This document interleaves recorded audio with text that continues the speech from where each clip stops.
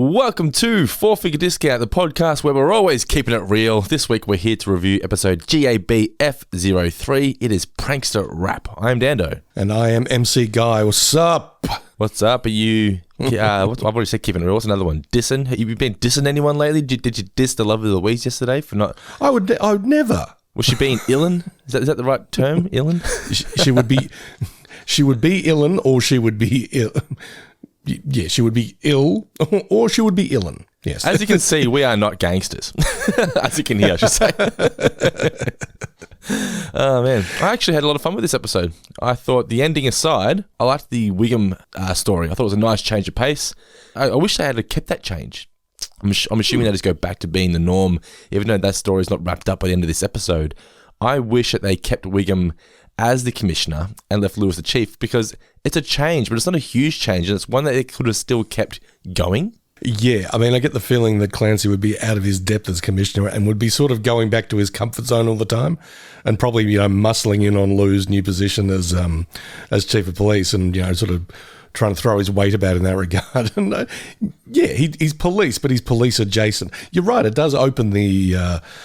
It broadens the spectrum, shall we say. Yeah, definitely. And it's just one of those little things where it's a slight change, but it would have felt like a big change at the same time. And it's a shame they didn't continue that aspect. But I didn't mind the whole Bart playing a fool on everybody, but I just didn't like the aspect in the sense that once we saw what the impact it was having on Marge, I was like, oh, this is just downright horrible. Yeah, one thing listeners will have noticed about Dan and I, we don't like it when people upset Marge. No, so we won't stand for that. That was, I don't know, the one slightly sour note in what was otherwise a delightful caper. Or sitcom 101 stuff. It's like, this situation's got out of hand. What are we going to do? So that's right. I mean, it added a note of reality that it didn't really, that wasn't welcome. No. I thought maybe the way they could have got around having it feel so bad would be that maybe Marge finds out Marge is included in on the lie, because everyone's like, Marge, you can't tell anybody because, I'm now the commissioner and Kirk's loving his new life and Bart's going to have a movie about himself and blah, blah, blah. It's all working out well for everybody. You can't tell on him. But then Marge is just like, I can't lie. I can't keep it in anymore. So you could have there where Marge is she's not feeling horrible because she thinks her son's being kidnapped. She just feels horrible because she's in on this lie. That would have been a more believable story for me. I would have been happy if Marge was in on the lie and went all in on the lie because, she got paid off or something, but Homer said he blew all the money from the Hollywood producers, didn't he? Of course he did. But it'd be great if Marge could be in on it. You're right. You enjoyed this episode, as you said, Dana. I liked it for the most part, but here's why. I liked the story in between. I thought the whole deception that gets out of hand, it just gets bigger and bigger and bigger, but everyone sort of benefits from it. I thought that was really great. And I say this as someone who likes hip-hop as well. I just felt that it was bookended by two bits that felt really uncomfortably wedged in. It's like, the kids seem to like this rap stuff. Let's do something on that. I mean, I don't think they were quite that out of touch in the Simpsons writers' room when they were doing it, but... Oh, no, I can actually see them actually being like that. It would have been a sense of, all right, 50 Cent wants to do the show, let's write a story to get 50 Cent in. And we already had the script about Bart, wants to go somewhere. A phony kidnapping, yeah. A phony kidnapping, Kirk gets framed, Clancy becomes a hero. How can we make this work?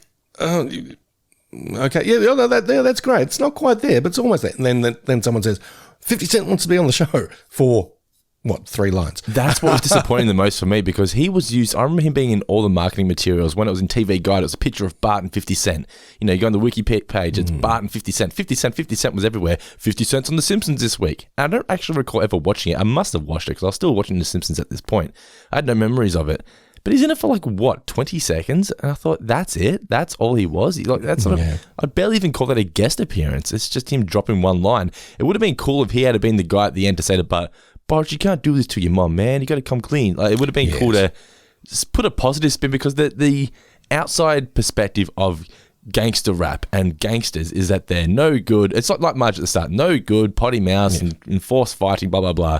To have a gangster, per se, or a rapper be the voice of reason at the end would have been a nice way of sort of tying that up and saying, they're good people. How about we sort of broaden our perspective a bit?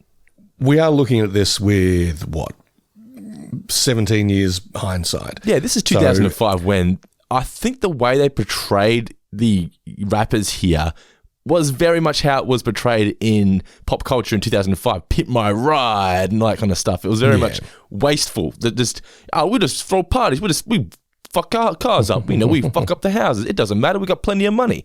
That kind of thing. That was the perception to the white folk in 2005. Yeah. So looking back at it with a bit of hindsight, it's like, that's a bit cringy. But then it's like, I guess stuff from that era was kind of cringy across the board. So when did 8 Mile come out? 2002? 2003? I think so, yeah. Yeah, and that was huge. Yeah. Well, 50 Cent had his own movie that was kind of his attempt to do an 8 Mile called Get Rich or Die Trying. Which I remember was very popular, but just didn't quite hit the 8 Mile mark, did it? Yeah, I mean, I'm sure it did well, but yeah, I mean, 8 Mile really caught on with so many people. And I remember seeing Get Rich or Die Trying and thinking, oh man, this is following the 8 Mile formula to a T. Do you think 8 Mile worked because it was all the white viewers like, he's a white boy like me? A little bit, yeah. But here's the other thing. 50 Cent's had a very big screen career. Yeah. Both on screen and off. I mean, I think he's the executive producer of the TV series called Power. And Power's got like 3 or 4 spin-offs. Okay. And it's been going for years. I think it's about... it's either about the gangster trade or the drug trade or something like that. I'm sorry, I've never watched an episode. But I know... You sound so white there. About the gangster trade or the drug trade, I don't know. I don't know. I don't watch shows like that. But he's been in a bunch of movies and, he's been behind the scene in a bunch of movies as well. But looking at Get Rich or Die Trying, it's like, yeah... Eminem actually had screen presence as well. He wasn't a great actor, but there was something about, I like watching you on screen. There's something, you're right for this role at the very least. Just didn't have that charisma, I guess you could say. Didn't quite have that X factor. But I remember my sister just being obsessed with 50 Cent. Like, she loved 50 Cent. She was never into Eminem. But 50 Cent to me felt like his main songs anyway were far more radio friendly than what Eminem's were. So I think he was the more appealing to a parent popular rapper at the time. I don't know. It's just from my memory. I was never really into any of it. But I remember things like, I know in Candy Shop he says, lick my lollipop and shit like that. But he never, like, Into Club. I think that's a metaphor. Yeah, I know. But you compare Into Club as just a song to, I don't know, Real Slim Shady. yeah, or Without Me or something. I mean, they're all full of... Stan. Something ribald, no doubt. Yeah. It's amazing. We just said a little while ago, 50 Cent's not in all this much, and we spent a bulk of time talking about 50 Cent. Yeah. I was just disappointed that the main rapper in this episode wasn't a real rapper. It was just some made-up character. I was like, man, if you're going to... Like last week, you had all those athletes in. If you're going to do a rap episode, get some fucking rappers in. Like, get them all in. That's what I was thinking, yeah. Because, I mean, I'm assuming it was Hank Azaria who voiced Alcatraz. I'm looking up here. Alcatraz, on the Simpsons wiki page, he was voiced by... Well done, Hank Azaria, correct. Yeah. It feels like a Hank Azaria joint. And Alcatraz apparently is loosely based on Ludacris. I can see that, yeah. Just design-wise, at least, anyway, yeah. Yeah, who, pretty successful hip-hop artist who subsequently cha-ching cashed in quite nicely by appearing in those Fast and Furious movies, appearing in the Fast and Furious franchise. Anytime a new one comes out, hey, there's Ludacris. But yeah, I think that's what Alcatraz was based on. I'm just looking up here to see whether Eminem ever appeared in The Simpsons. Flanders Book of Faith, first episode appearance. No, that's just a book. I'd love it if he had been in that one. No, it's not. It's just a book. It's not an episode. So Eminem's never appeared. I was thinking it would have been cool to have. Imagine getting Eminem and 50 Cent on the same episode at the same time in 2005. That would have been ratings. Yeah, absolutely. Yeah, but all aside though, I liked the story. I know, as I said, it was bookended by a plot that felt like it was just thrown in for the sake of we need Bart to go somewhere and sneak out. But I liked Bart, and he's done this before, pulling a prank on Springfield with the Radio Bart, where he's little Timmy O'Toole down the well. This one felt different though. This one wasn't playing a trick on all of Springfield. People were benefiting from this. Like Wigan was benefiting and Kirk was benefiting. It was nice seeing people like Kirk seeing some positivity in their lives. Yeah. It's a really interesting story, and I think it could be done really, really well. I don't know. It felt like it copped out in certain ways. I don't know. It just didn't feel fully explored and fully fleshed out. I mean, I like the core of that idea that Bart causes trouble. The trouble is good for everybody, and everyone sort of has to work in unison to tell this big lie that keeps everyone happy. I really like that, and I just wish it had been done, I don't know, 10% better than it was in this episode. It's not badly done, but it just feels like you could have tied it up a little bit neater. Yeah. And I mean, I'm trying to sound like, I don't hate hip hop. No, I actually didn't mind the hip hop stuff in it. But you're the most hip hop loving white person I know.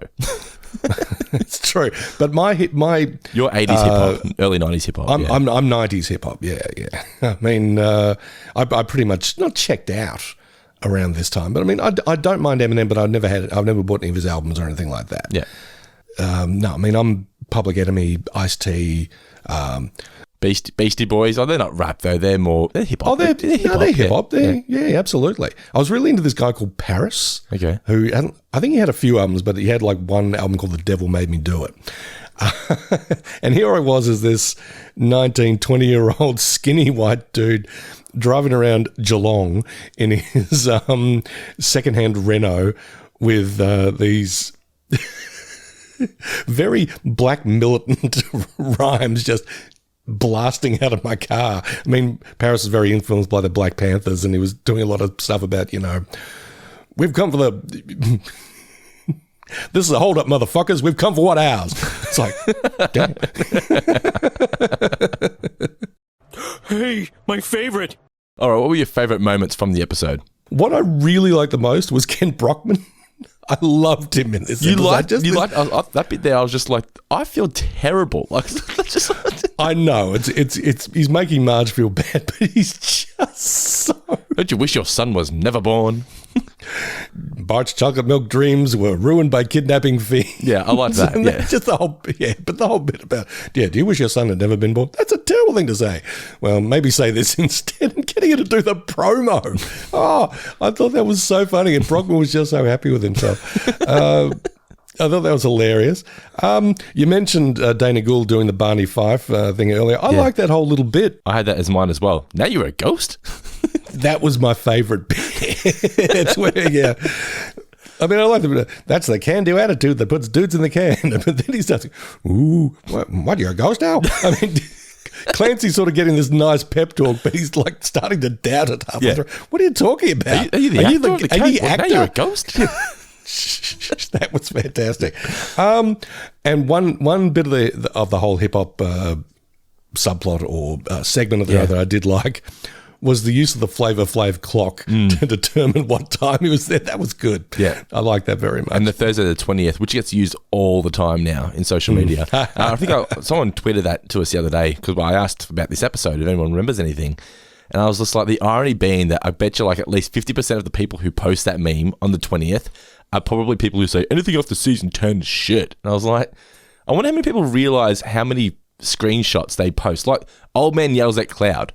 That's from like season 14 or something. Like these people don't realize a lot of these popular screenshots and memes now, moments that Stupid Sexy Flanders is another one. That's after season 10. There's all these iconic moments that people use, probably more than many others from the golden era now, but they just don't want to acknowledge it. Yeah, no, you said 50%, don't you mean 50 cent? Wow. Use the sad trombone in there. Well, I really enjoyed from this episode where Milhouse is throwing the frisbee to himself. And it goes, oh, this is just no fun without Bart. He used to watch me while I did this. It was not a bad punchline to a bit that just went on like... But I think that's why it worked, because it went on and on. I was like, we get it. He's lonely. Oh, wait, no, he does this. This is how he plays frisbee. And Bart just watches him. I thought that was a really great little... I just did not see that gag coming. It was a great little bait and switch. And I also really enjoyed, who's going to be the Eddie? Oh, we didn't need an Eddie. Because it's like, we always discuss like, What does Eddie do? What does he contribute to anything, really? He's there so Lou will have someone to say something to. Yeah, it's what he's become now. Eddie never sort of initiates his own lines or gags or anything like that, does he? It doesn't seem that way. My favourite Eddie moment is they're out at night time, and it's when Bart's with them. He's taking Bart's on like not a joyride, but they're taking him on like a... Ride along. Yeah. And if they see Sideshow Mel ride past on roller skates, and it's like, they only come out at night. Because Nicola and I were in Melbourne for the week, and our first night away from any kids in 4.5 years, we had a night away in Melbourne. And I'm just looking around and I'm just like, they only come out at night, because there are some fucking characters in Melbourne, I'll tell you that much. Next question. You there, eating the paste.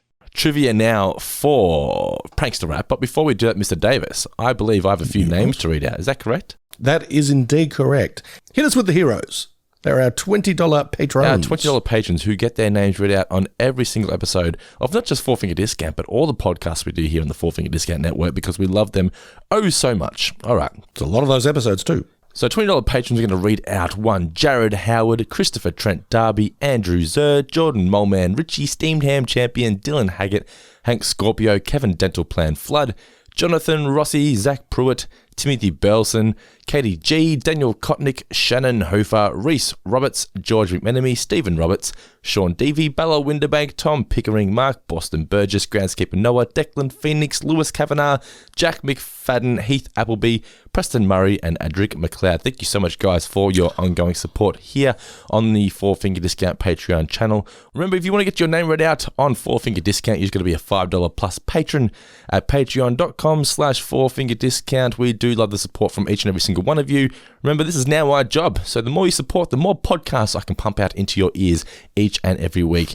Not just myself, of course, the one and only Mr. Guy Davis. To Mr. Guy Davis, please just reiterate to the listeners how much we love these people. You're keeping the lights on. You're keeping the food in the bellies. We adore each and every one. Adore, admire, respect. That's good patronage. How about that? All right, it's now time for Trivia for Pranksta Rap. My first question is, what seat number is Bart at the concert? He's in seat 7, but which row is he in? Row A, front row. Just a pretty good seat there, didn't he? He did all right. Yeah. What's your first question? How long has it been since Ilan was out of favour in hip-hop lingo? I believe that was 3 years? No, that or was that Ellen. Disson? That might have been Disson. Okay, the other one was 5, right? Well, no, Marge asked about Disson. I don't know, I'm so confused. I don't know any of them. What was the answer? The answer is 12 years. 12 years, okay. My next question is, if you were to be catching the bus to the Murder for Life, is that what it's Murder for Life or whatever, the gig where all the rappers were, Alcatraz, what number bus would you be catching? That's a really good question. And I wish I'd been paying attention, but I wasn't, so I don't know, so tell me. It's a number that Richie Benaud made famous. 22? 22, that is correct. 2 for 22, yes. Okay. What's your next question? What is Lou's pen name when he writes into the paper? Worried in West Springfield. Correct. Not anymore, Chief, not anymore. Well, that was good. Millhouse is at Kirk's house on what days? Oh, man. Oh, I'm sucking today. Says it on the sign next to his room. Says Millhouse's room on Wednesdays, every Wednesday, and alternate Saturday. You're very good at catching those things. I tend to miss those. Well, I push pause. That's why. I never do that. I do a bit of rewinding every once in a while. What is Homer reading when he's in the hammock? That's a Gravy magazine. It's Gravy something. I've really write my notes. Can't be bothered looking for it. It's Gravy something. It's Gravy Aficionado. Yes. Gravy Aficionado, yes. All right. Do you have any more questions for me? I have one more. All right, hit me. What is Clancy Wiggum's actual suit size? 56 huge? 56 huge. I like they were trying to just make him feel good. That is trivia for Pranksta Rap. We'll be right back, guys, after this short break with our full in-depth review. If you're a fan of everything we do here at Four Finger Discount, you can show your support by joining the family at patreon.com/4fingerdiscount. Here you'll get ad-free early access to all of our shows, Zoom calls with Guy and myself, as well as bonus podcasts such as Tales of Futurama and Guy on Springfield, where we go back and revisit classic episodes from the first 10 seasons. So go ahead and join the family today at patreon.com/fourfingerdiscount. Okay, so the original air date of Pranksta Rap was February 13th, 2005. It was written by Matt Salmon and directed by Mike B. Anderson, two of my favorite Simpsons workers. We're going to be chatting to Matt Salmon in the very near future here on this podcast to discuss Simpsons Season 34. Can't wait. Mike B. Anderson sounds like a rap name. It does sound like a rap name. Mike B. Anderson. I think Mike B. Anderson is anything but a rapper, but he's one thing he is a gentleman.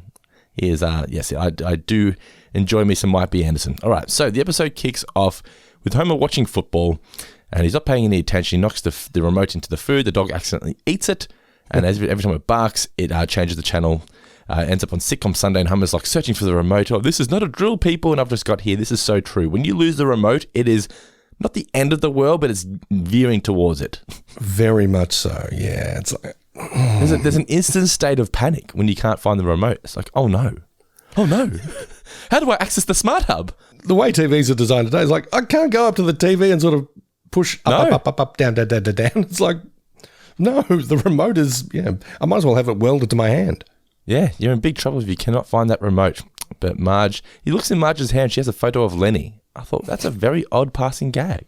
There was no reference to it after that. It was just randomly there's a photo of Lenny in her hair. I was like, okay. I thought it was kind of funny in an absurd sort of way. But the TV keeps changing every time the dog barks. Lisa realizes this, and he changes it to the Spanish Wheel of Fortune. And now we've got here Mel Gibson's Salad of the Christ. And I've got here, this little gag was better than the entire subplot from the last episode. Yeah, that was better. They really went in on Passion of the Christ on the last couple of episodes, didn't they? Yeah. But I don't think there was enough for an entire subplot of an episode like we did the last week. But I liked this. Just something short and sharp. Oh, yeah, we're acknowledging that big movie that's huge at the time. Continue. Yeah. And also VeggieTales, which is like have you ever watched any of that? Do you know what that is? Like, no. VeggieTales is apparently like some Christian TV channel or production company or whatever. And they sort of like tell Bible stories with fruit and vegetables as the characters, I think. Yeah. I think they've sort of parodied this on The Simpsons before with the prunes, right? Sounds about right. Although the California raisins was a very big thing. Okay, yeah. Is that why Todd goes, I don't want any damn vegetables? It could well be it, actually. But he tries to force the dog to barf, to vomit. He can't, though. He keeps changing the channel, ends up on the rap channel. The dog escapes. Lousy American-made dog, and Homer tries to chase him through the dog door, and he gets stuck because he's so... What's the term he uses to describe himself at this point? Voluptuous. Voluptuous, yes. I'd love to be voluptuous. I don't know. I think lean and mean kind of suits you. But Homer, yes, I said, stuck in the doggy door. And unfortunately for him, Patty and Summer arrive and they decide to make him pretty. I remember a funny story. We used to have pigeons, right? Just stay with me. We used to have a lot of pigeons, right? Called homing pigeons. Ones that would never, you'd let them out, they'd never leave. They sort of just hang around the house and go back into their cage at night and daytime, whatever, and just sleep and breed. But we had a lot of pigeons. And one time this guy was going to come buy some pigeons from us. And Dad had never really met the guy. He seemed like a bit of a brute. This guy's like, yeah, I'm going to buy some pigeons. I'm like, yeah, right, whatever. And Dad was sort of waiting for this guy. Was it Ozzy Osbourne about to bite the head off him? Oh, I have no idea what he was going to do. But I remember he was like, I'm going to come over. It was Tuesday night. Because remember the wrestling was on Fox Sports here in Australia. Tuesday night. And I'm going to come over and buy some pigeons. And he said this on the weekend. And Tuesday comes along. And the reason I knew it was wrestling night is because my mate and his dad were over. Rod and Daniel used to come, my best mate and his dad used to come over and watch the wrestling every Tuesday night because we had Foxtel and they didn't. And we're sitting there. It's about 8:45. Wrestling just started and there's this knock at the door. Meanwhile, my dad had forgotten that this guy was coming, but he'd allowed my sister to paint makeup all over his face at the time. So he's just, my sister's like, I want to put makeup on your face. Dad's like, whatever. So my dad had lipstick on, eyeshadow, blush, the whole lot, the whole king and beetle. And my dad, you've met my dad, very unlike my dad to allow my sister to put makeup all over his face, right? It's just like... Correct. Yeah. So he was just like, makeup was all over his face. Pigeon man rocks up to buy some pigeons.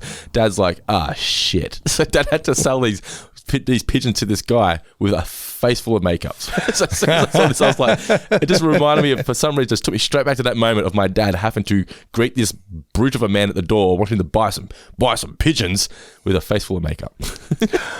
I'd love it if the pigeon buyer was kind of like, what are you doing later? I hope he didn't. But anyway, we'll never know the ending to that story. But yeah, that just reminded me of that. Bart kicks Homer in the booty. He says after he gets his makeover, he's going to get him. And then he starts watching Hip Hoppenings. They're talking about the Murder for Life event that's coming to Springfield.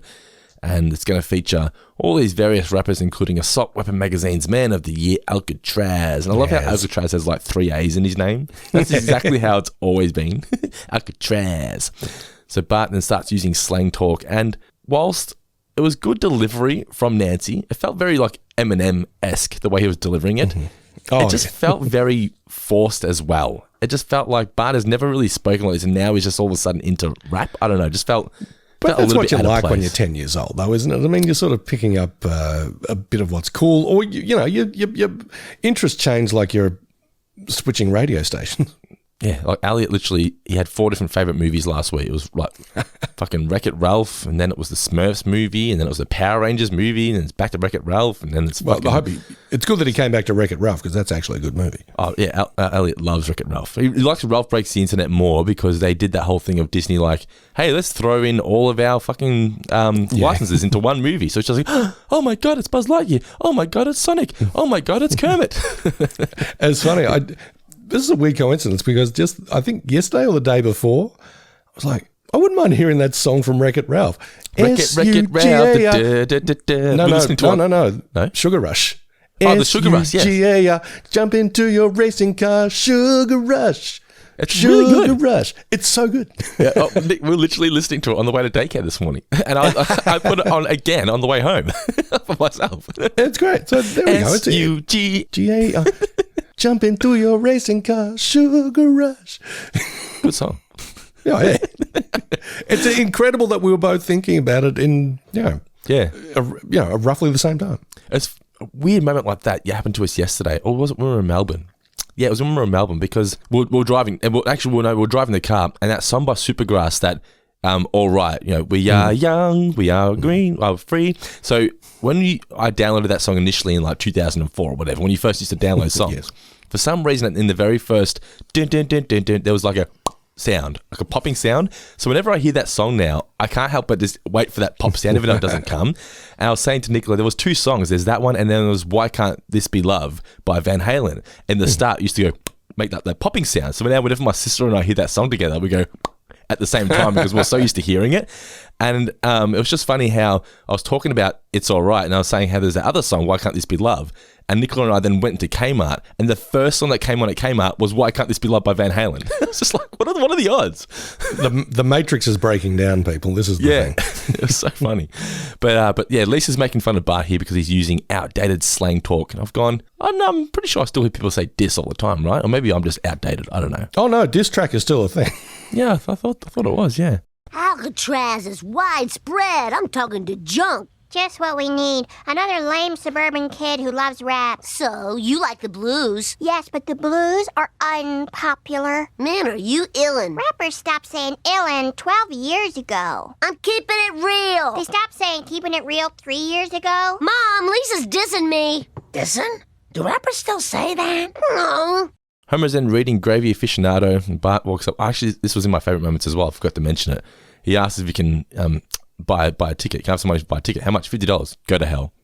It's just good parenting there. Yep, go to hell. But he says, what if I pay for it myself? He's like, yeah, just go knock yourself out. I didn't get the I love you too, Jerry. It wasn't like he was reading a Tom and Jerry magazine. Or no, like that. It was just, I love you too, Jerry. I'm like, huh?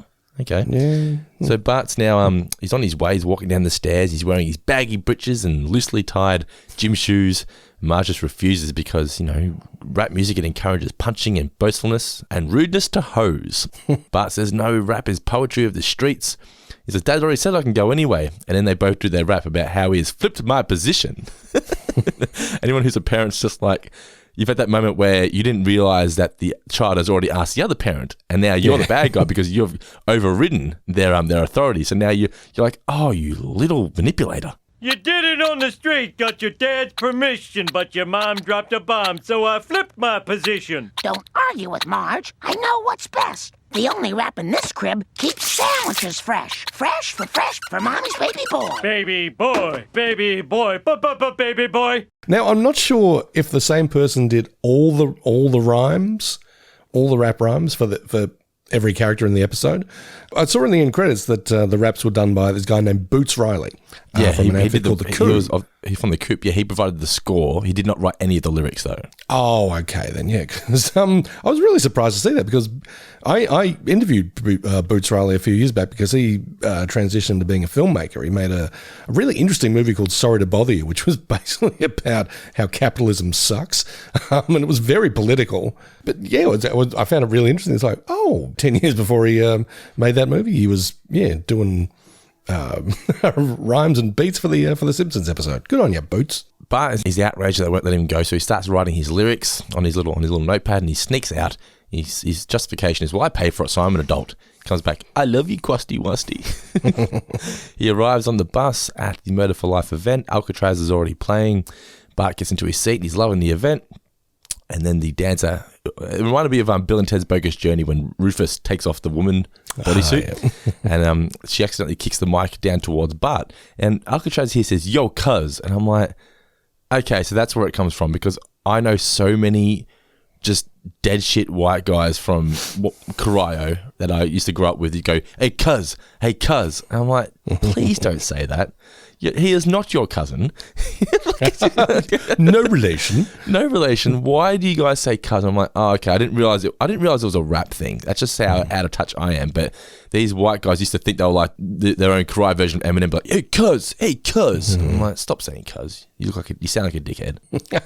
Thankfully, you don't know any of these people. I grew up in the streets, Mr. Davis. You're from the hood.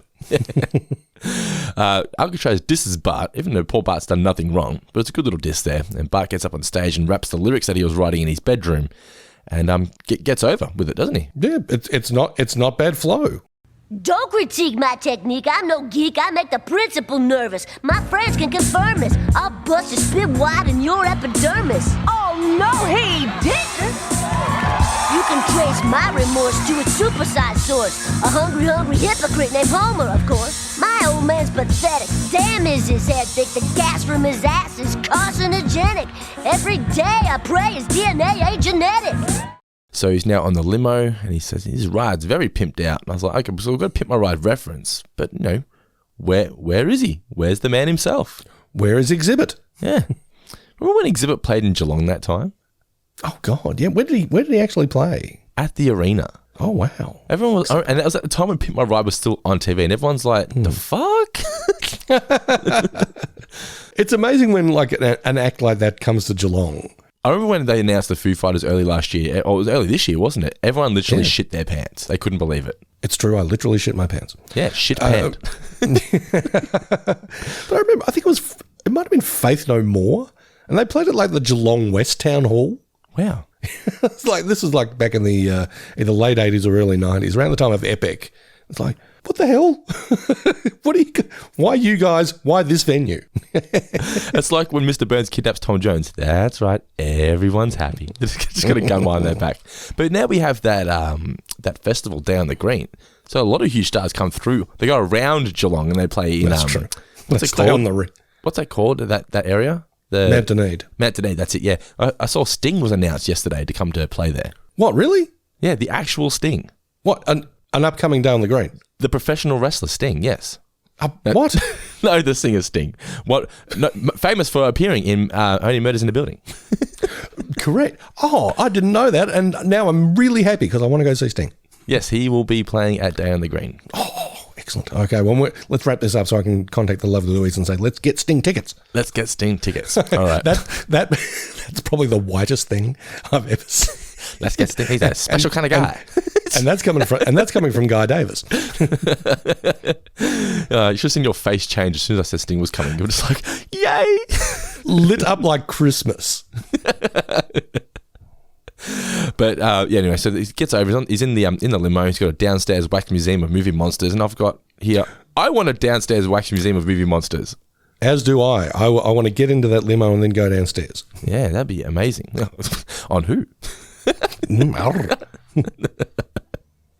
So 50 Cent then drives by, and this is it for 50 Cent. It's a nice little cameo. I just wish it was more. But yeah, he offers to take part in his world tour. He can't. He's got school tomorrow. Jeepers, it's 50 Cent. Yo, B, I heard you throw down on stage. Want to join my world tour? Sorry, Fitty. I have school tomorrow. You're right. The more you know, the further you go. And that's when to grow on. Does that count as community service? No. All right, take me to the park. We'll pick up some dog poop. Yes, sir. So I like that he was willing to take the mickey out of himself, this rapper. I just wish there was more of it, that's all. Alcatraz then drops off Bart and he's off to murder some of his enemies. That's the most white guy written line ever. I'm off to murder my enemies. I'm like, okay, whatever. He then overhears Marge and Homer worrying. Although first of all, I think he snuck out. So he thinks, what am I going to do? How am I going to convince these guys that I didn't sneak out? But before that, though, I like he's going to be NWA, not without ass welts. Getting the NWA reference in there. Bart then decides to fake a kidnapping. And he throws a rock through the window with a note mentioning that, you're going to meet the demands or you're never going to see Bart again. Did you like Homer here? A flying rock. Call a geologist. It's stupid, but I just got a chuckle out of it. Marge reads the note and says, follow instructions. Follow instructions. He's doomed. And then we get the Thanksgiving line, which I didn't really think was much. Bad news just keeps on coming. You threw one too many eggs into that pudding. Yeah, true.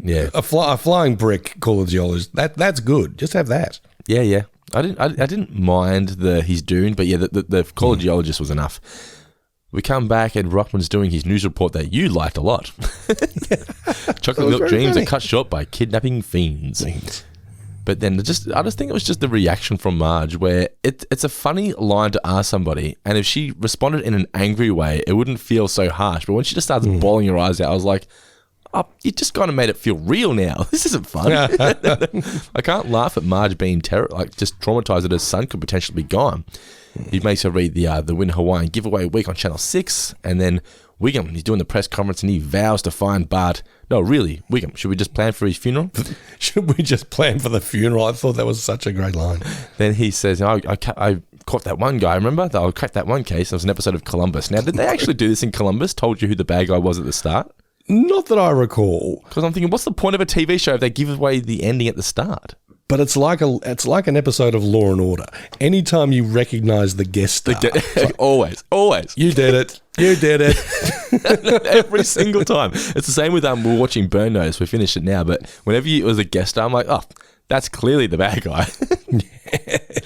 But Milhouse is then throwing the frisbee by himself, which I mentioned earlier. I really enjoyed. And Bart then arrives, and he can't believe it. And he comes clean. Bart says, "Look, I need a place to hide. I need a place where there's no heat." Well, if you want a place with no heat, go to my dad's apartment. And then he takes him there, and he hides in Milhouse's room. He says, "You can hide here because Dad would never know he's out at work, being a scarecrow." Now, Dan, before we go any further, remind me, did Kirk lose his eye prior to this, or are we to assume that a bird pecked it out or something like that? Is that why he's wearing the eye patch? The bird pecked his eye, yeah, because he's a scarecrow. Okay. Yeah, that's what I assume anyway. Then Wiggum arrives in his office. He's all sad. He's looking at all the newspaper headlines on his wall. Wiggum sleeps through riot. Top cop surrenders to backfiring car, which I liked. Fireman rescue police chief. Did you see the picture? He's sitting in the tree. Yeah, it's like looking all scared. They saved the best / worst for last. Yeah. Commission. Wiggum sucks. Yeah. I should have read these headlines before I put these up here. But he realizes that he's an absolute failure. And his only friend is the bottle of syrup. And then he eats himself to sleep, and he has the dream of Barney Fife, which I just really enjoyed this. Rise and shine, Chief Wiggum. This pity party is over. What? Officer down. Barney Fife. Y-E-S spells you got it, Buster. And I'm here to tell you, the feelings you're having are common for every brother of the badge. Well, my fat grew over my badge. Oh, sour mash. It's time for you to roll up your sleeves and get the old crime sniffer out on the street. You're right. I gotta buckle down and do some police work. Now that's the can-do attitude that puts dudes in the can. Well, I'm wanted back on the set. Set? Are you the character or the actor who plays him? Now I must go. Wait a minute, now you're a ghost? Avenge me! I must admit, I just cracked it when he just... Woo. Yeah. It was really funny. I really liked it. Yeah. Bart then calls as the kidnapper. And Homer says, "Send a finger in today's paper or we'll never believe you." Marge's like, no. I just want, and this is another line that I'm just like, oh my God, now I feel even more horrific. Which is like, I just want to tell him one more time that I love him. I'm like, you're making this way too real. Guys, calm down. But yeah, Kirk then arrives home to Bart. Well, before that though, Bart starts to realize he is shit. I've gone too far. Mum, don't worry, please. But then he doesn't. He sort of doubles down. He's like, but if you try to do something, they'll kill me. And then Kirk arrives home, so he hangs up the phone. But thankfully, Wiggum was tracing the call, and he says, "We're going to take this to the lab for analysis." We have a lab? Yeah, it's the room we keep our Christmas decorations in. And then it cuts to Wiggum in the lab, I guess you could say. I liked the visual of Wiggum with his sleeves rolled up. It sort of symbolises he's putting in effort. He's down to work. He's going to work. Yeah. It was just nice for a change because Wiggum's just become the real dumbed down cop over the last few seasons. It was nice to see him putting in genuine effort and actually being good at his job. The show is guilty of this on occasion.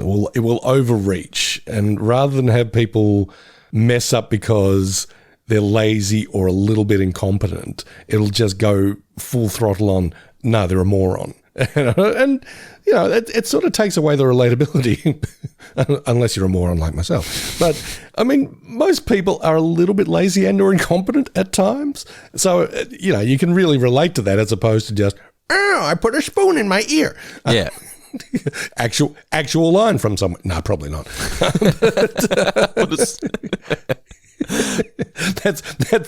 That's why I never get hired for writing jobs. That's my go-to gag. I put a spoon in my ear. It didn't work last time, guy. Simpsons writing staff are like, another triumph. Can you do it in a lovers' way? I put a spoon in my ear. I put a spoon in my ear. Anyway, so he isolates the audio of the background. He's like, "What is that sound?" He realizes it's stovetop popcorn and his favorite brand, Chintzy Pop. So he says to Lou and Andy, "We're going down to the Quickie Mart, and this time it's not personal." I like that. Yeah, they go down there, and Apu says there's only two people stupid enough to buy this crap, and it is you and cut to Kirk sitting in his undies playing video game poker, because there was no such thing as online poker in 2005. Well, there might have been, but it wasn't a huge deal at that point. But just, I used to love, I remember when I was a kid, I had a handheld Tetris game, and I played the shit out of that. Did you have a handheld game? Didn't your parents buy you one at an airport or something? Was that them? Well, they were the Game & Watches that I've talked about in the past. I mean, they're the really old school versions. But then I bought a Game Boy. You had a Game Boy. Okay, I had a Game Boy as well, but I didn't have the color one. My friends had the color one, and I felt so pathetic compared to them because I only had the black and white old school one. I had a black and white old school one. Yeah, I played the absolute shit out of Tetris as well. Yeah, and it felt so modern. Yeah, the Game Boy as well. Yeah. Oh, you can put different games in here, slot them in the back. Oh, cool. Yeah, I can take it wherever I want. So I had the Pocket, so it fit in my pocket. I had a big ass, so the big ass Game Boy. Yeah, and a big ass myself, so it would fit in my back pocket. But anyway, so they realise that it's Kirk. They burst in, and Kirk has no idea what's going on. What do you mean? And they find Bart. And William says, for once I did everything right. And Bart is about to come clean because he feels bad for Kirk. But then he's sort of just like, oh, wait a minute. He puts himself ahead of Kirk. He's like, will he get in trouble? Oh, we're going to send him to a dirty little cell. Not as bad as his apartment, but, it'll be dirty. Not as small and dirty as his apartment, but pretty close. Bart then arrives home and both his parents are thankful. Homer's going to get to take back the tombstone that he had made for Bart. And then we see Wiggum putting up the new newspaper headline that says, Wiggum saves boy. No, really. That's great. Chief, we're sorry we didn't have faith in you. And I'm sorry I wrote those letters to the editor calling for your ouster. You're worried in West Springfield? Not anymore, Chief. Not anymore.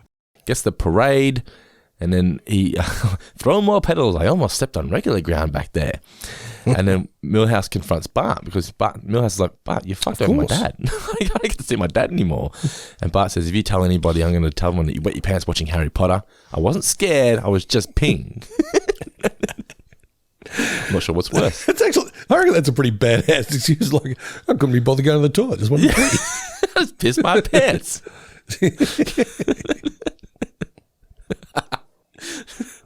What are you going to do about it? Yeah.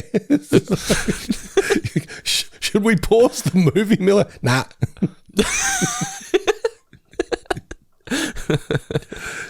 So he just says he wants his dad back and accidentally knocks himself out with the gun and hit him on the head, and then he gets trampled. And I was like, Jesus, he really gets trampled. Oh yeah, I mean, there's a mean spirit sort of coursing through a lot of these episodes we've seen in season 16.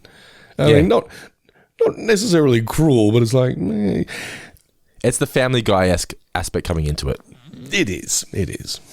We've seen this happen before to Sideshow Bob getting trampled by the parade. Of course. Millhouse didn't deserve it, though. But it's always funny to see, and it shouldn't be, but it's always funny to see Millhouse in some sort of peril. Oh, yeah. the most of which being the fugitive. I didn't do anything. I don't care. I think everyone's got they see a little wiener like that and say, yeah, you've got it coming, really, you know. It's because we've seen him be a little arsehole as well. Like there is that. Yeah. Anyway. A little creeper. Yeah, moving along. Wiggum has now been made the police commissioner. He's getting his suit measured, and they tell him a smaller size, 56, huge. No, not 44 regular, the perfect size for a man's suit. Yes. Lou is now the chief, and then who's the new Eddie? Oh, we didn't need an Eddie. I felt bad for him, but I thought it was funny. Spartan then comes clean to Wiggum. Commissioner Wiggum, I need to confess something. Is it that you're proud of me? I lied about being kidnapped. The whole thing was a hoax. A hoax? A hoax? Oh... Bart, please, you can't take this away from me. How would I explain it to Ralphie? That kid can't understand where the world goes when you close the drapes. That was the best line of the episode as well. That kid doesn't understand where the world goes when you close the drapes. Then he explains how Kirk's life is now really good. You know, he likes being in prison because he's now loved by all the desperate women in Springfield. We cut away and we see that. And as you can see from what I just said, everyone's a winner here. And Bart's like, you know what? You're right, Chief. Everyone is a winner here. Lisa then sees birds in the treehouse playing with a shirt up in the tree. Like, what is it? She finds it's the Murder for Life event shirt that Bart was given by Alcatraz. She takes it to Homer. Homer says, I'm going to make sure this gets into the hands of the correct authorities, and he throws it in the fire because Hollywood has paid a fortune, which he's already lost, for Bart's story, so he must destroy all the evidence proving that it's a hoax, and throws his shirt in there and his pants. Just, I don't know. The shirt worked. By the pants, I was just like, it's a bit much now. It's a common fault with this episode. Just one too many eggs in a perfectly otherwise tasty pudding. I did like the little payoff, though, where she goes to see Skinner afterwards. Wait, why did your father put his pants in the fire? That was it. Lisa then says that she needs his help to expose Bart's lies. And Skinner says, well, since Bart is the second most wanted criminal after the mysterious Alberto, I'm in. Wiggum is now living the high life. You know, the shaves are warmer, the steaks are thicker. And he's having a great life. And Lou says, you know what, Chief? Lisa Simpson came by earlier asking a lot of questions, almost like she's trying to uncover a tapestry of deceit. And Wiggum's like, huh? He looks out the window and he sees Lisa and Skinner just taking photos, dries to sweat with a steak. He's panicking here. He's worried because his whole. Well, I feel bad for Wiggum because he didn't know this was a hoax. He deserves to. He deserves this. He did a good job. Like you said, he rolled up his sleeves and he put in the hours. I mean, not everyone would have got the chintzy pop thing. No. That's good police work. It was good. That's what I liked the most. It was actually solid. He didn't luck into it. It was solid police work that got the job done. But Wiggum then gathers everyone up in the cell at the prison, and he's like, well, she's gonna ruin the whole thing. Leave Maggie to me. And the little hanger thing with all the money on it. No, it's Lisa. And Homer's like, oh, well, we're screwed if it's Lisa. And Kirk says, no, I don't want to go back to the apartments. I love it in prison. I get 3 meals a day. I got desperate chicks wanting me. And Wiggum says he's printed 10,000 business cards. They're all in a state of panic. I did love that Cookie Kwan's sign outside was make me an offer. Oh, is that what it said? I like that. Because she's a real estate agent. Yeah, it's good. Bart says he knows where Lisa can find the right person who's going to be able to prove their story is false. So he said, let's go cover our asses. And Wiggum says he got jackets made of for their little thing. Conspiracy. We must never wear them. I reckon we should get 4-finger discount bomber jackets made up. Ooh, that'd be cool. Maybe we could form some sort of club. The Pod Pals. Yes. Why don't we do that? That'd be fun. Lisa and Skinner are now at Alcatraz's house, and they ask if they can see some video footage of his last concert. He says he's got a 200-inch plasma TV. Oh, plasma TVs. Those were the days. In his shoe closet. They also start laughing. They go then, they see the footage of Bart singing the rap against Homer. We need to verify what time and exactly what date. But yeah, you're right. I just love the Flavor Flav's clock with the Thursday the 20th gold chain. A really nice little touch there. And Wiggum then bursts in the door, and he's got his gun. They all turn their guns on him. Unfortunately, Wiggum's gun is unloaded. So he says he's going to have to go back to Baltimore now to sell ribbon with his daddy because he's going to lose his job. I'm not sure they'd fire him. Surely it's not his fault. He's like, I think given the nature of Springfield. The way things operate in Springfield, someone's got to take the fall, and it'd probably be Clancy. Bart says, everyone is now happy now with the lie. You know, everyone's life is better as a result of this lie. And Lisa's about to interrupt, love the lie. And Lisa says, the way I was raised by Mum, the truth can't be swept under the rug.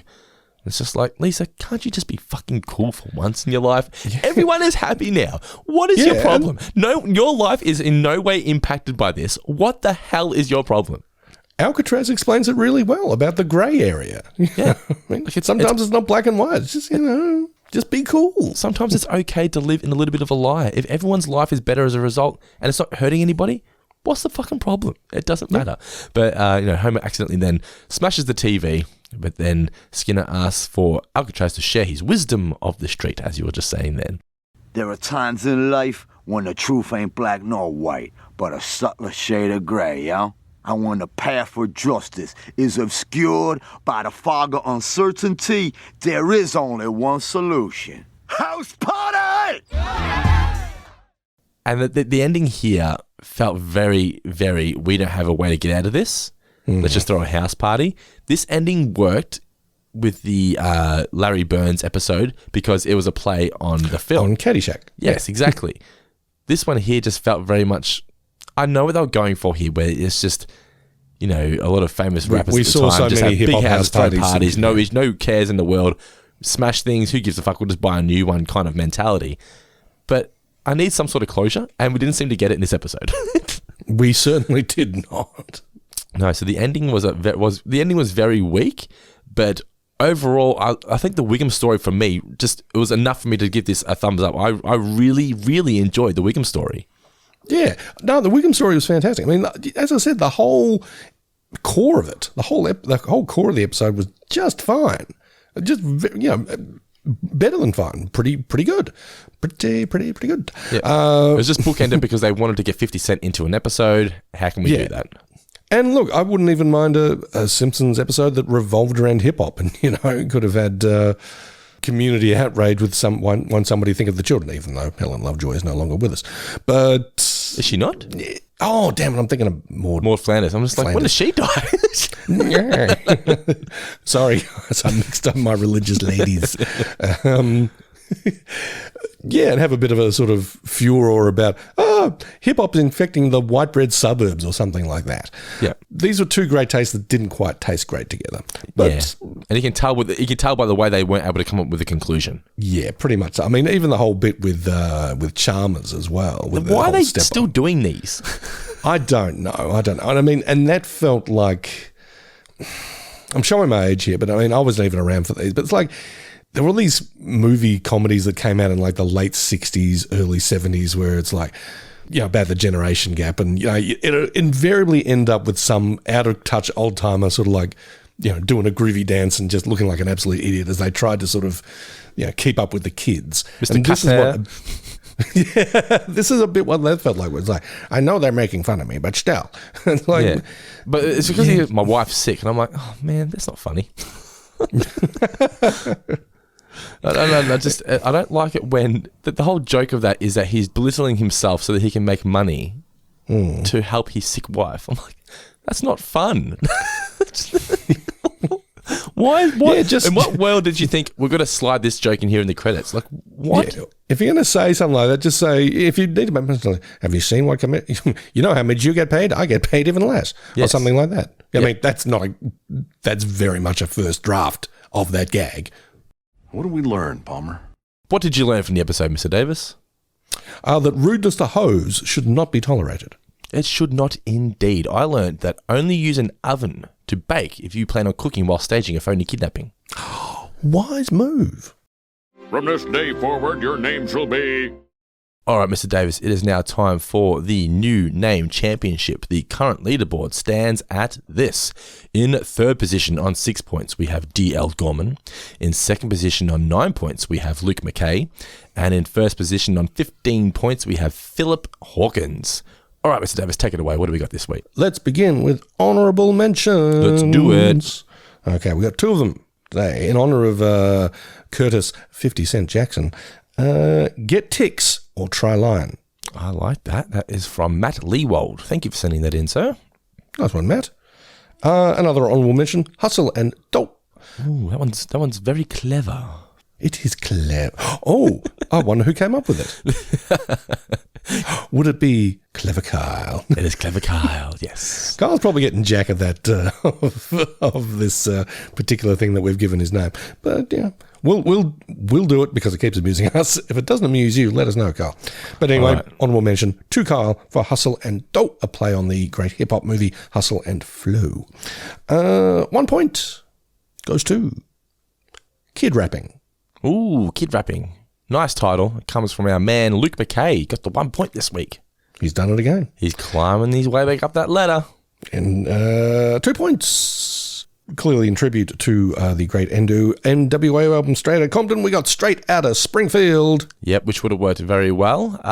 This was used twice. This was set by two different people, but I went with the person who posted it first, which was Heath Appleby. Unfortunately, Jordan Seville, I know you posted it, but as we mentioned in a couple of podcasts ago, if you post a title that's already been mentioned, you don't get the points, unfortunately. So Jordan Seville, I know you posted it, but the 2 points this week go to Heath Appleby. Nice one, Heath. And 3 points go to NWA, which stands for New Wiggum Aptitude.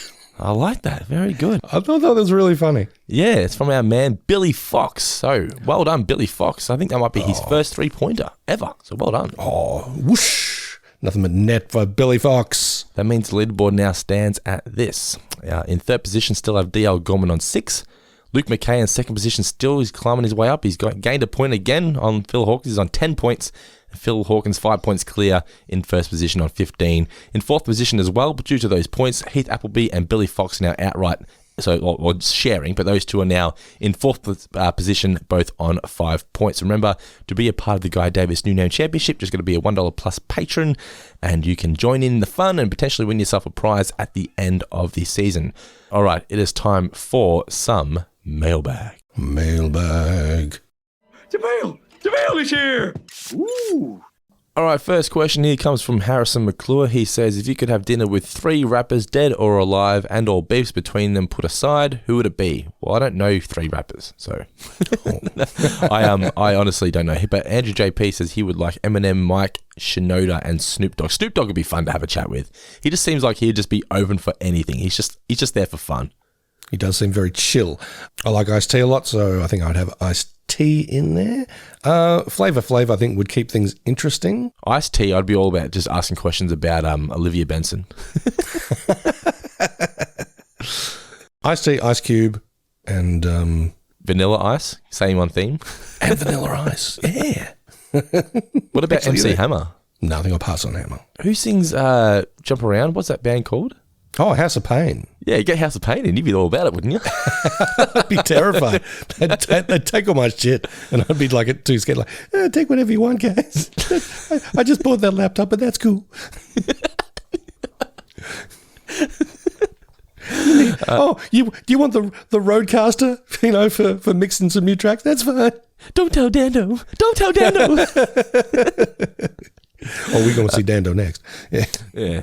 Noah Daniel says, if you were Bart's age, what band would you sneak out of the house to go see? So let's go back to when we were 10. So when I was 10, I would have snuck out of the house to go see the Spice Girls. What about you?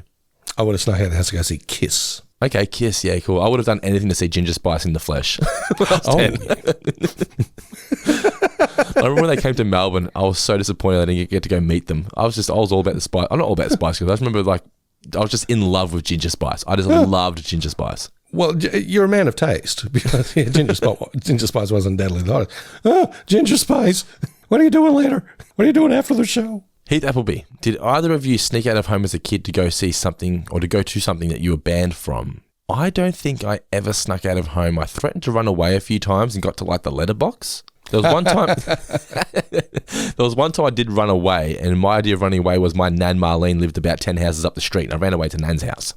That's about the furthest I ever ran away. I don't know about you. I feel like you would have been someone that would have snuck out when you were a teenager. No, not really. I was a bit of a scaredy cat, in all honesty. I thought you would have been a rebel without any sort of cause.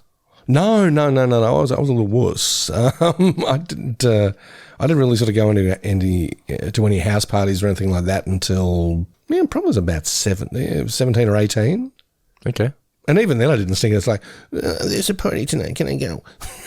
At which point they were like, pick me up at 12. Maybe 10. Make it 10. It might get scary. The music gets louder at 9:30. I don't like it. People were smoking cigarettes. Jacqueline Banks. Can you mention me? Just because I'm listening through all the episodes and it'll be a lovely surprise when I finally get to this one. Okay, yeah. So Jacqueline Banks, I think she just recently became a patron and she recently discovered the podcast. So she's gone back through our old episodes in order.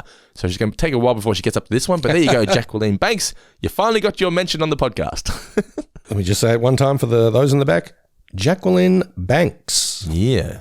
All the way down to the banks. Take that to the bank. Cameron Shields, is there anything that you have ever done that has made you stop and think, I am so old or I am so uncool? For him, it was when he created a Vine account back in the day. He had no idea what Vine was, but his friends who were around 5 to 10 years younger than him told him that all the cool kids were on it, and for some bizarre reason, I succumbed to their peer pressure. Okay, it happened on the weekend. So we went out for dinner at this lovely Italian restaurant in Southgate. It was called La Camera, I believe. It's an Italian restaurant. It was fucking so great. It was delicious. The guy who served us was one of the owners, I believe. He was a lovely man. And it's funny because, I said to Nicola, you're in a proper Italian place when old Italian blokes rock up in a crew. It's authentic. That wouldn't be happening. And when I walked in, I was like, these guys look straight out of casino. It was awesome, right? And then the guy started saying something to him. They were sort of having a big laugh and took a photo. And then the waiter, he looks like the owner, comes to us and he goes, that's the former Italian World Cup soccer team. I'm like, what? I'm like, I don't know who they are, but that's pretty cool. but yeah, so we're having our dinner and we're so looking forward to going to Bartronica in Melbourne. The arcade bar has a huge range of old school arcade machines. It's a bar as well, blah, blah, blah. So I was super excited to go there after our dinner. We finally find the place and we get downstairs to it and it's just full of young people and we look at each other, we don't even say a word and we just walk out. And in that moment I realized I am old. I was like, it's too cramped, it's too noisy, I don't like this. Let's leave immediately, go home and lay in bed.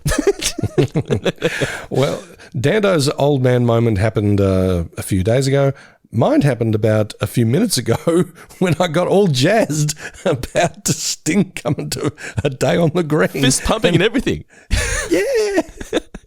Remember in Whacking Day, guys, when the guy rocks up with the big army tank and he's like, yay! That was Guy. All right, a couple more questions. Matt Leewald, have you ever been in a situation where you got so deep in a lie that you had to just write it out? If so, how did it end? I don't know if I want to tell this story. Who did you lie to? Oh, everyone. Well, a lot of people. Okay. I feel like we can incriminate ourselves by going further with these stories. Maybe we shouldn't. Yeah, probably not. Yes, all right. That can be a Patreon exclusive. So that's for the Zoom call. Matt becomes a $100 patron to request we tell him the lie. It's very much, it's in keeping with this episode, as Matt pointed out. That's for the Zoom call if anybody wants it. So. All right, final question here. I like this one. Ian Ashley asks, can Guy Davis do a rap for us all? Maybe that can be your final words. Your final words today can be a rap. What do you reckon? Make something up while I do the final spiel, yeah? Okay, hang on, yep. I'll do my best. Okay, I'll do the spiel. You whip something up. All right, guys. This has been our review of Pranksta Rap. I'm just looking at Guy now, just trying to create this genius rap in his mind. It's going to be great. I've just realised I'm putting my finger to my head and I've got the same glasses on that Homer's got on when he steals Henry Kissinger's glasses. That was a right angle. That's a right triangle. You idiot. But yes, that's been our review of Pranksta Rap. Hope you guys enjoyed. The next episode we're going to be reviewing here on 4 Finger Discount is There's Something About Marrying. No idea what that one's about either. I'm enjoying the fact that we're in the era now where I can't remember what the episodes are about because it feels like I'm giving a fresh review, fresh perspective on this episode. So I'm looking forward to checking out that episode. Don't forget, guys, please continue to follow us on Instagram. There's plenty of new content going up daily now on our Instagram page and Twitter. So we're at 4fingerpod on Twitter and at 4fingerdiscount on Instagram. We finally hit 10,000 followers on Instagram, so round of applause everybody who jumped on board and hit follow this week. We do appreciate it. And also, check out our YouTube channel. You're going to really enjoy the content I'm chucking up there now on a weekly basis. I've got, as I said, quit my job, so I've got plenty of time now to chuck up new videos, whether it be top 10s, reviews, all these reviews, all our podcasts now go up on the YouTube channel as well. I'm also going to be filming some stuff of all my Simpsons collectibles. I'm going to be doing a video this week. I'm unboxing the new Treehouse of Horror comic book collection, the volume 1 that I got for my birthday. I'm going to be unboxing that and giving a review on that. I'm also going to be doing a video on those old school 90s kids will remember these. You would have seen them in the video shop. The Simpsons VHS collection, they're all white covers. And there was like episodes from season 1 and season 2. I'm going to be doing a little review on all those, just showing them off, just a little trip down nostalgia lane of old Simpsons collectibles. So follow us on YouTube as well. It is just youtube.com/4fingerdiscounttv. Go on there and hit that subscribe button. We want to boost up those subscribers. We haven't quite hit 15,000 subscribers on there yet, but I guarantee you with all the new content on there now, we're going to boost those subscribers. But thank you all, guys, once again for listening to our review of Pranksta Rap and just for listening to the show in general. We do appreciate all of your support. And if you do have a spare couple of dollary dues in your pocket at the end of the month or the beginning of the month, support us on Patreon, patreon.com/4fingerdiscount. The more patrons, the bigger the smiles on our lovely ladies' faces, which means we can do more podcasts and put them in your ears. This is the passion project that I want to build into an empire, and you guys are the golden ticket to doing so. So thank you to everyone who has already jumped on board Patreon and to everyone who's going to hopefully do so this week as well. I do appreciate you all. But for now, Mr. Davis, this has been our review of Pranksta Rap. Next week, is there something about marrying? Any final words for those amazing listeners out there? Yo, don't be a chump and listen to some rando. Just get your podcast from Guy and Dando. Other suckers are down for the count. Just listen to 4-Finger Discount, yo. Wow, he did it. I love it. That was actually really good. Considering you had about fucking 30 seconds to think of it. Well played, sir. Well done. Ice, baby.